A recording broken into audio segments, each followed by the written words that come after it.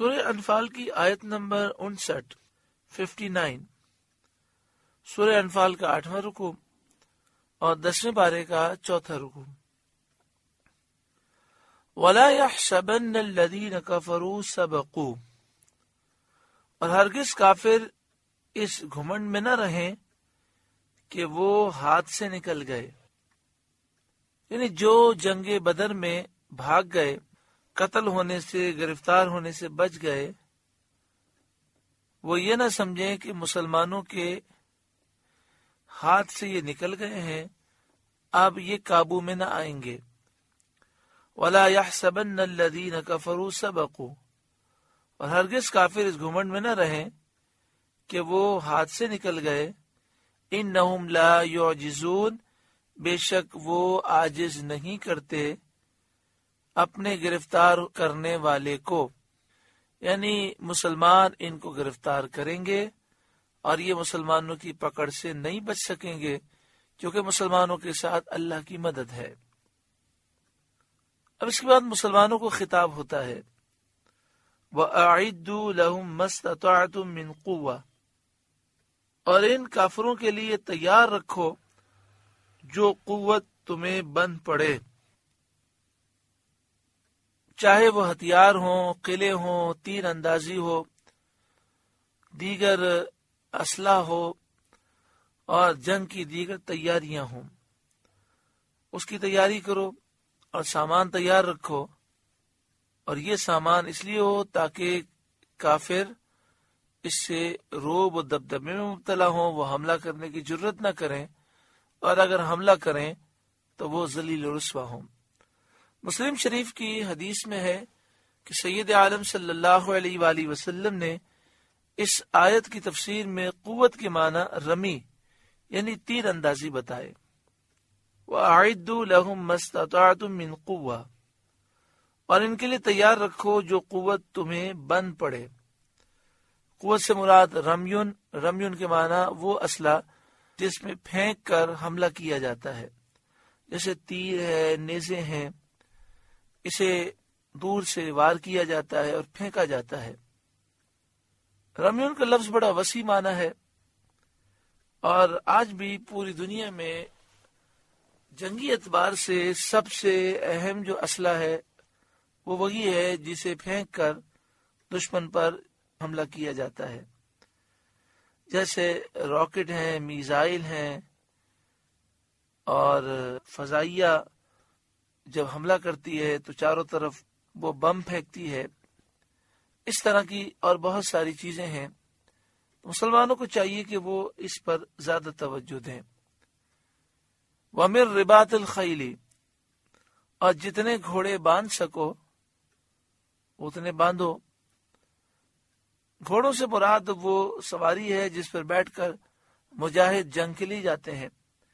آج کل فوجی گاڑیاں ہیں، ٹینک ہے، ہوائی جہاز ہیں، جو فوجی طیارے ہیں. ترہبون بہ عدو اللہ، کہ ان سے ان کے دلوں میں دھاگ بٹھاؤ جو اللہ کے دشمن ہیں. وعدوکم، اور جو تمہارے دشمن ہیں. وآخرین من دونہم، اور ان کے سوا کچھ اوروں کے دلوں میں.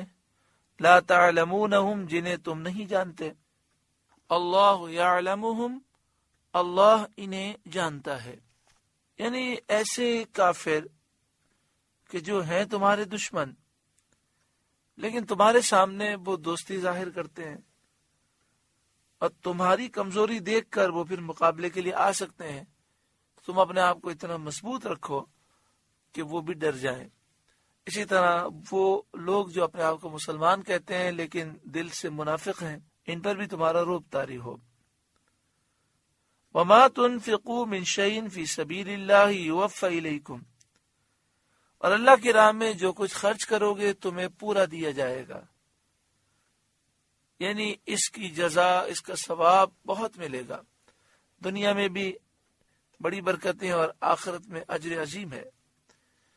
تو جب یہ اسلحے کی تیاری کرنی ہے، اسلامی فوج کو مضبوط کرنا ہے، ملک کی سرحدوں کی حفاظت کرنی ہے، تو اس میں اگر مال کی ضرورت پڑے تو مالی قربانی دو.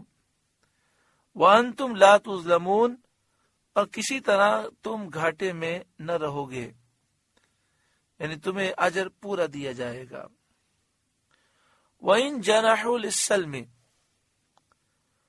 اور اگر وہ صلح کی طرف جھکیں، فَاجْنَحْ لَهَا، تو تم بھی جھکو اور ان سے صلح قبول کر لو۔ وَتَوَكَّلْ عَلَى اللَّهِ، اور اللہ پر بھروسہ رکھو۔ إِنَّهُ هُوَ السَّمِيعُ الْعَلِيمُ، بے شک وہی سننے والا، علم والا ہے۔ دل میں خیال پیدا ہوتا ہے کہ یہ سلو کر رہے ہیں، پھر بعد میں کوئی شرارت کریں گے، تو ظاہری قرائن دیکھ کر تمہیں محسوس ہو کہ فراڈ کرنے کے ظاہری قرائن تو نہیں مل رہے، تو پھر اللہ پر بھروسہ کر کے معاہدہ کر لو۔ اور جب بھی کوئی کام کریں تو اس کام کا انداز یہ ہونا چاہیے کہ ہم اللہ رب العالمین پر بھروسہ کریں، ظاہری طور پر ساری چیزیں دیکھیں، پلاننگ کریں، مگر بھروسہ اللہ تعالیٰ کی ذات پر ہو۔ اس کے لیے بہتر طریقہ یہ ہے کہ استخارے کی دعا پڑھ لی جائے۔ رات کو سوتے وقت نہیں پڑھ سکتے تو کبھی بھی دن میں 2 رکعت نفل پڑھ کے پڑھنا چاہیں تو بھی بہت اچھی بات ہے، ورنہ ویسے ہی وضو کر کے اول آخر درود پاک پڑھ کے ایک دفعہ استخارے کی دعا پڑھ کے دعا کر لیں، پھر کام کریں، انشاءاللہ بہتری ہوگی۔ وَإِن يُرِيدُوا أَن يَخْدَعُوكَ فَإِنَّ حَسْبَكَ اللَّهُ، اور اگر وہ تمہیں فریب دینا چاہیں تو بے شک اللہ تمہیں کافی ہے۔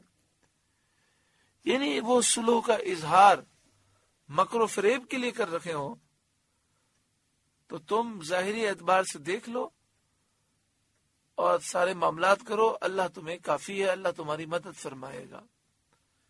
حقیقت یہ ہے کہ اگر ہم مسلمان نیک صالح ہو جائیں اور واقعی ہماری اصلاح ہو جائے تو غیبی مدد ہمارے لیے ضرور آئے گی۔ اللہ ہمیں وہ قوت دے گا کہ دنیا کی ساری طاقتیں ہمارے سامنے زیر ہو جائیں گی۔ هُوَ الَّذِي أَيَّدَكَ بِنَصْرِهِ وَبِالْمُؤْمِنِينَ، وہی ہے جس نے تمہیں زور دیا اپنی مدد کا اور مسلمانوں کا۔ اللہ تبارک و تعالی کی مدد حاصل ہوئی اور اللہ تعالی نے مسلمانوں کو قوت عطا فرمائی کہ وہ اپنے محبوب پر اپنا سب کچھ قربان کریں۔ وَأَلَّفَ بَيْنَ قُلُوبِهِمْ، اور ان کے دلوں میں اللہ نے میل کر دیا، ملاب کر دیا، جیسا کہ قبیلہ اوس اور خزرج، مدینہ شریف کے 2 قبیلے ہیں، آپس میں ان کی بڑی نفرت تھی۔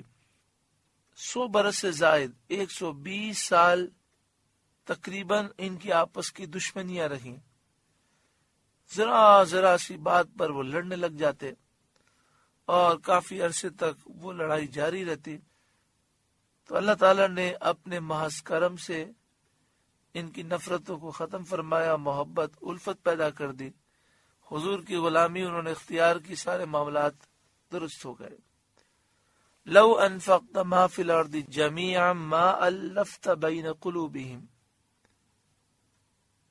اگر تم زمین میں جو کچھ ہے سب خرچ کر دیتے ان کے دل نہ ملا سکتے۔ یعنی ان کی باہمی دشمنی اس حد تک پہنچ گئی تھی کہ انہیں ملانے کے لیے تمام کوششیں بیکار ہو چکی تھی، کوئی صورت باقی نہ رکھی تھی، ذرا سی بات میں بگڑ جاتے اور کافی عرصے تک جنگ باقی رہتی، کسی طرح 2 دل نہ مل سکتے۔ جب رسول کریم صلی اللہ علیہ وآلہ وسلم تشریف لائے، عرب کے لوگ آپ پر ایمان لائے، انہوں نے آپ کا اتباع کیا، تو یہ حالت بدل گئی اور دلوں سے پرانی دشمنیاں، کینے، عداوتیں، بغض دور ہو گئے، ایمانی محبتیں پیدا ہوئیں، سب حضور کے غلام بن گئے، اور یہ رسول کریم صلی اللہ علیہ وآلہ وسلم کا روشن معجزہ ہے۔ اس سے معلوم ہوا کہ آج بھی مسلمانوں کے دلوں کو جوڑنے والی ذات حضور کی ذات ہے۔ سب حضور کی محبت کا چرچا کریں اور حضور کی ناموس کی حفاظت میں کھڑے ہوں، یہ وہ چیزیں ہیں جس سے آج بھی مسلمان متحد ہو سکتے ہیں۔ وَلَكِنَّ اللَّهَ أَلَّفَ بَيْنَهُمْ، لیکن اللہ نے ان کے دل ملا دیے۔ یہاں فرمایا اگر تم پوری زمین کی دولت بھی خرچ کرتے خرچ کر کے ان کے دل نہ ملا سکتے، لیکن اللہ نے فضل فرمایا اور ان کے دل ملا دیے۔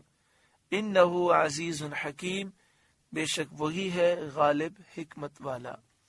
یا ایھا النبی، اے غیب کی خبریں بتانے والے نبی، حسبک اللہ، اللہ آپ کو کافی ہے، ومن اتبعک من المؤمنین، اور وہ مومنین آپ کو کافی ہیں جو آپ کی پیروی کرتے ہیں۔